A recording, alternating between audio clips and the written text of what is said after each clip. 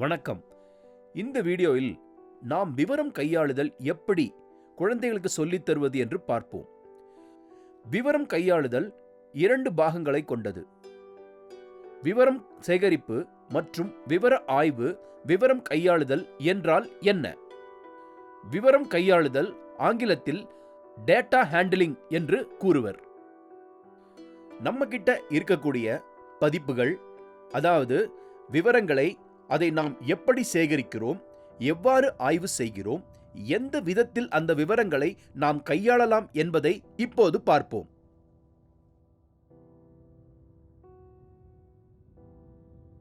சிறு குழந்தைகளுக்கு, அதாவது ஆரம்ப பள்ளி மாணவர்களுக்கு இந்த கருத்துரு நன்றாக புரிந்தால், மேற்கொண்டு படிக்கும்போது, பெரியவர்கள் ஆகும்போது விவரத்தை ஆய்வு செய்வதற்கான காரணத்தையும் தேவையை நன்றாக புரிந்து கொள்வார்கள்.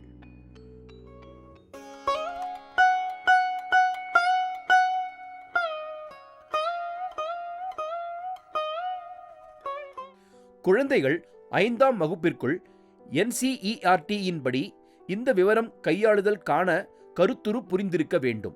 நாம் 1 முதல் 3ஆம் வகுப்பு வரை குழந்தைகளுக்கு நிறம் சார்ந்த வகைப்பாடு, வடிவம் சார்ந்த வகைப்பாடு போன்றவற்றை சொல்லித் தருகிறோம்.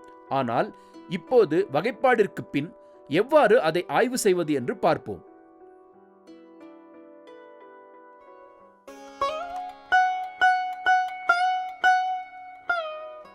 இந்த கருத்துருவை தெரிந்து கொள்ள நாம் பின்வரும் கற்றல் உபகரணங்களை பயன்படுத்தலாம்.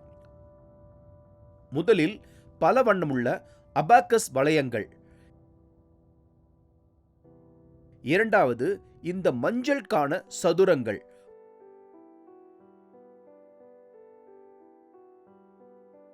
மூன்றாவது இந்த விதவிதமான சதுர பிரிவுகள். இந்த 3 கற்றல் உபகரணங்களை பயன்படுத்தி குழந்தைகளுக்கு அருமையாக விவரம் கையாளுதலை கற்கலாம். இவற்றை எவ்வாறு பயன்படுத்துவது என்பதை பற்றி பார்க்கலாம்.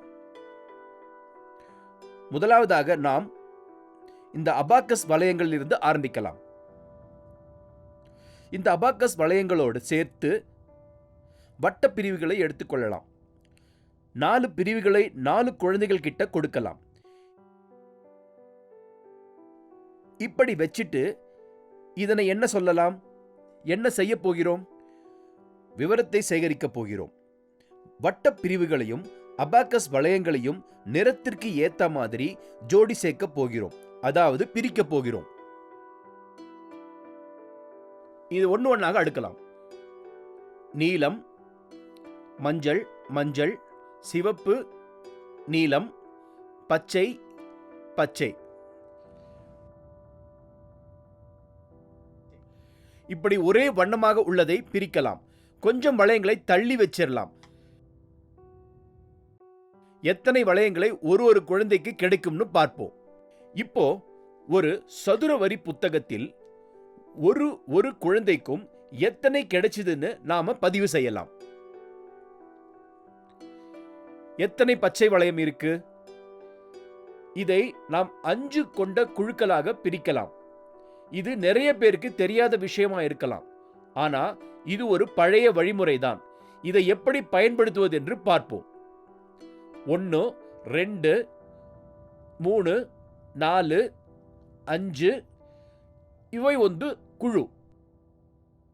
அடுத்து 1, 2, 3, 4 எல்லா நிற வளையத்தையும் எண்ணிவிட்டு இங்கு மொத்தமா எவ்வளவுன்னு எழுதலாம். எவ்வளவு இருக்கிறது? பச்சை நிறத்தில் எவ்வளவு இருக்கு? 5, 4, மொத்தம் 9. எத்தனை சிவப்பு இருக்கு? 1, 2, 3, 4, 5 மற்றும் 1. மொத்தமாக இப்பொழுது 6 சிவப்பு இருக்கிறது. அடுத்த சிவப்பு 1, 2, 3, 4, 5, அப்புறம் 1, 2, மொத்தமாக 7. எத்தனை நீலம்? 1, 2, 3, 4, 5, மொத்தம் 5. இப்போ நம் விவரத்தை சேகரிச்சிட்டோம். எவ்வளவு வண்ண வளையம் ஒவ்வொரு குழந்தைக்கும் கிடைச்சிருக்குன்னு தெரிந்துவிட்டது. இந்த விவரத்தை ஒரு வரைபடமாக போட்டுக்கலாம். நம்முடைய சதுர வரி புத்தகத்துல முதல்ல ஒரு கிடைமட்ட கோடுகள், அதாவது படுக்கை வசமான கோடுகள் கொண்ட வரைபடம் போடலாம். எப்படி வரைய போகிறோம்?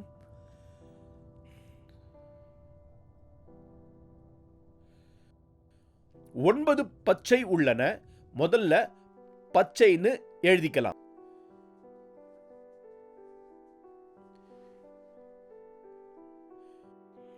ஒன்பது சதுரம் வரைய போகிறோம்.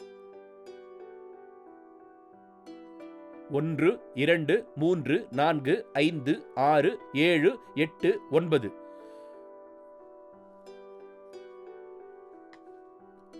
ஒன்றாக சேர்த்து வண்ணம் தீட்டலாம்.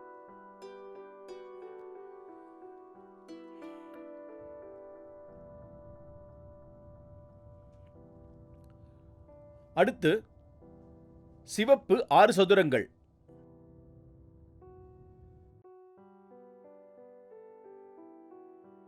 1 2 3 4 5 6 கோடு. இதை நாம் சிவப்பு வண்ணம் அடிப்போம்.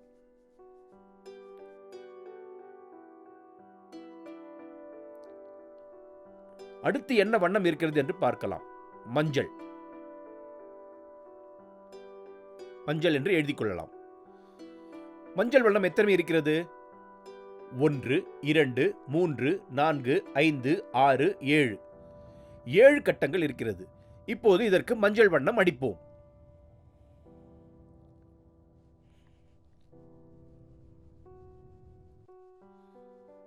கடைசியாக நீலம். நீலம் எத்தனை கட்டங்கள் இருக்கின்றன? 1 2 3 4 5. 5 கட்டங்கள். இதற்கு நீல வண்ணம் அடிக்கலாம். இப்போது இதை மொத்தமாக பார்க்கலாம். என்ன புரியுது இதிலிருந்து? எந்த வண்ணம் அதிகமாக இருக்கு? தெளிவாக பச்சைதான் என்று தெரிகிறது. எந்த சந்தேகமும் இல்லை. இதற்கு மேலே ஒரு அட்டவணையை பார்ப்போம். இதிலேயும் 9 தான் ஜாஸ்தியாக இருக்கு, பச்சை தான் அதிகம்.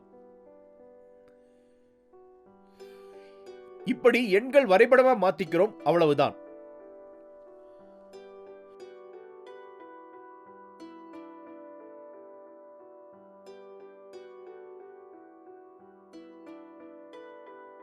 இப்படி கிடைமட்ட கோடுகள் போட்டு அது முடிவில் எத்தனை இருக்கு என்று எழுதிடலாம். எத்தனை சதுரம் உள்ளன? 9 பச்சை. எத்தனை சிவப்பு? 6 சிவப்பு. எத்தனை மஞ்சள்? 7 மஞ்சள். எத்தனை நீலம்? 5 நீலம். இப்படி நீங்க அபாக்கஸ் வளையங்களை பயன்படுத்தி இதை பசங்களுக்கு சொல்லித் தரலாம். இதே விஷயத்தை எப்படி மஞ்சள் கனசதுரங்களை வைத்து சொல்லித் தருவது என்று பார்க்கலாம். இப்பொழுது மஞ்சள் சதுரங்களை எடுத்துக்கொள்வோம். இப்பொழுது ஒவ்வொருவருக்கும் 9 கொடுப்போம். பச்சை அடியில் 9 கனசதுரம் வைக்கணும். 1 2 3 4 5 6 7 8 9. சிவப்பிற்கு கீழே 1 2 3 4 5 6. மஞ்சளுக்கு கீழே 1 2 3 4 5 6 7. கடைசியாக நீலத்திற்கு 1 2 3 4 5. ஏன் நம்ம இதை மறுபடியும் பண்றோம்? குழந்தைகள் இதை பல வண்ணமுள்ள பொருட்கள் வச்சுதான் எண்ண முடியும்னு நினைக்க கூடாது. அந்த நினைப்பை உடைக்கத்தான் இப்படியும் அறிமுகப்படுத்துகிறோம்.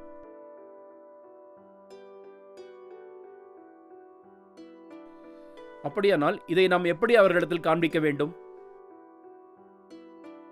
இதை ஒரே வரிசையாக அடுக்கலாம்.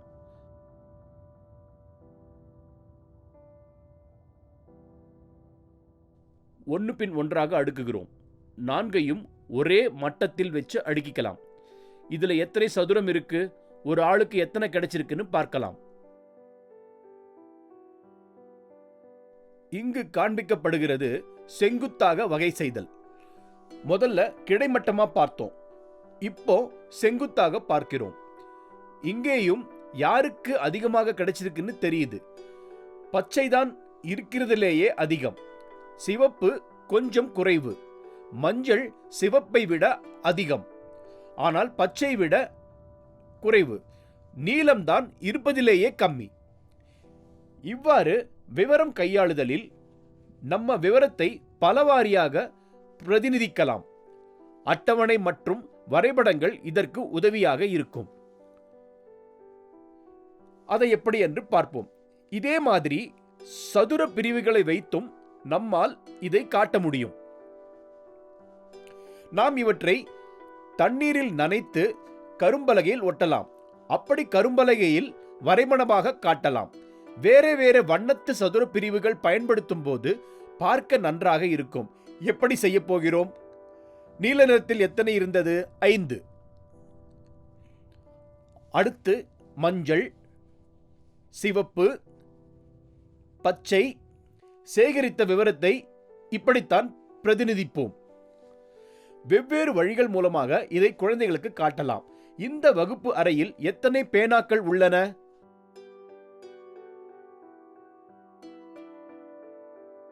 அதில் எத்தனை பேனாக்கு பச்சை மை இருக்கு, எத்தனைக்கு சிவப்பு மை இருக்கு, இப்படி பலமாரியா கேள்வி கேட்கலாம். இங்கே என்ன நடக்குதுன்னு பார்த்தா, குழந்தைகள் கிட்ட விவரம் சேரும்பொழுது அதை எப்படி கிடைமட்ட மாற்றம் செங்குத்து வரைபடம் மூலம் பிரதிநிதிப்பது என்று நம்ம சொல்லித் தருகிறோம். அதாவது குழந்தைகளுக்கு என்ன தெரியாமலேயே வெறுமன பார்ப்பதின் மூலம் பச்சையில தான் அதிக சதுர பிரிவுகள் இருக்குன்னு சொல்லிடலாம்.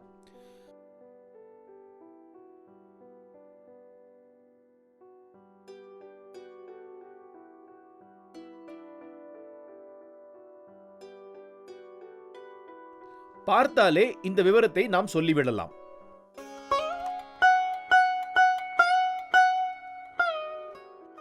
தினமும் நம் வாழ்க்கையில் நம்ம நிறைய உதாரணங்கள் பார்க்கிறோம். நம்ம நாடுடைய ஜனத்தொகையாக இருக்கலாம், எந்த கட்சிக்கு அதிக ஓட்டு விழுந்தது, இல்லைனா எனக்கு இருக்கிற 6 பாடத்துல இதுல நான் அதிக மதிப்பெண் வாங்குறதுக்குன்னு பார்க்கிறதா இருக்கலாம். 10ஆம் வகுப்பில் பெண் பிள்ளைகளும் ஆண் பிள்ளைகளும் என்ன வித்தியாசத்தில் தேர்வு அடைந்தாங்க, அதை கூட இப்படி ஒரு வரைபடம் மூலம் காட்டலாம்.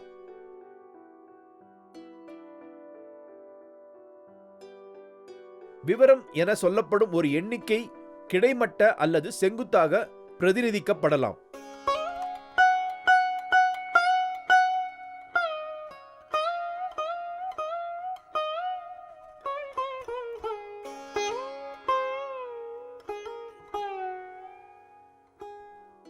விவரம் கையாளுதல் 3 விதமான கற்றல் உபகரணங்களை வைத்து நம்மால் கற்றுத்தர முடியும். வகுப்பு 4 மற்றும் 5இல் உள்ள குழந்தைகளுக்கு எப்படி சொல்லித் தருகிறோம் என்று பார்த்தோம். இந்த பாடம் உங்களுக்கும் உங்கள் மாணவ செல்வங்களுக்கும் பயனுள்ளதாக இருக்கும் என்று நாங்கள் நம்புகிறோம். நன்றி.